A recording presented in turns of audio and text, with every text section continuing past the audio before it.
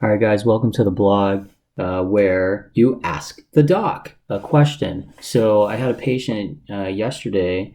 I'm using fake names just to protect her identity, but let's just say her name is Laverne. So Laverne asked me a quick question. She said, "My husband's in the ICU and the doctors are very worried about his low sodium levels. Why is this so important? No one's explaining anything for me." So this is a great question. Condition you're referring to is called hyponatremia. Hypo meaning low, natremia, sodium.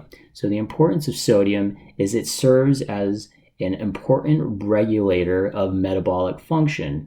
And that metabolic function could even be simple things as muscle movement, breathing, heartbeats. So I could go into more detail on how sodium is used to convert into energy, but I don't want to lose you in the complexities of this, and we're not biochemists. So some common signs that you should know are patients usually have mental changes, in and out confusion, sleepiness, lethargy.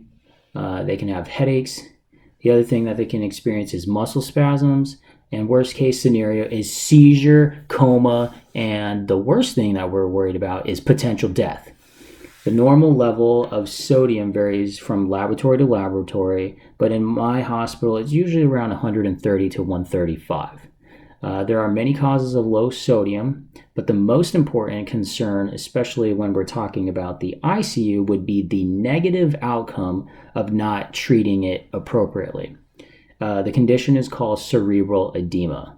Essentially, cerebral meaning brain, edema meaning fluid, and if this occurs, the brain cells can swell and swell and swell and grow into size. Now you can see that the skull is very rigid. If I had swelling in my brain, it's only going to go to the outer part. So the outer part of the brain right here starts dying, and you can have bleeding, which is bad because bleeding in the brain can lead to irreversible damage and strokes. So I just want to elaborate on a cool case that I had. It was another case of hyponatremia. In the area I work, there's a lot of drug users. It's just the product of the area. But there was a young patient that was found to using ecstasy, and his sodium level was 105. Now keep in mind the normal level is around 130-ish, 135. He was sick, in a coma, intubated. We put him on a ventilator, a machine to breathe for him. The whole situation was just intense, especially with his parents at the bedside because he was only 18 years old and partying because of graduation.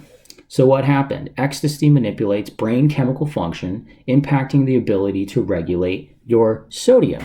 This in turn makes the patient feel thirsty and want to drink and drink and drink fluids. However, the brain, being altered already by the medication or the drug, doesn't realize how much water the body's consumed to give you signals to say, hey, you need to slow down. So this concept is called water intoxication or water poisoning. You can die by drinking too much water too fast. It was later found out that by his friends who checked in on him in the ICU that he drank about 4 gallons of water in 1 hour. Ridiculous amounts of water consumption. He was later found seizing on the floor in the parents' basement where the teenagers were having the party. So at the end, I would just want to summarize a little quick treatment option. In the ICU, we use a product called 3% normal saline.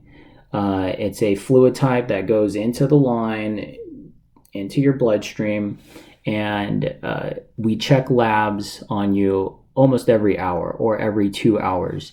And the reason why is we can only adjust the sodium so slowly in a 24-hour period, or we can induce or cause a condition called central pontine myelinosis.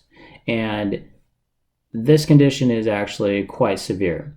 Basically, the nerves of your brain are wrapped. So if you looked at a nerve, it's a nice channel. the wrapping around the nerves are called oligodendrocytes. These are cells that basically increase the conduction of the signal down the nerves. Now, if the sodium level is brought up too fast, those cells can then eventually burst. And now you have a naked nerve channel, but it can't conduct anything. So you have a signal coming from point A to B. It could have took, a few milliseconds. Now it's taking seconds. Essentially, the patient's becoming neurologically paralyzed.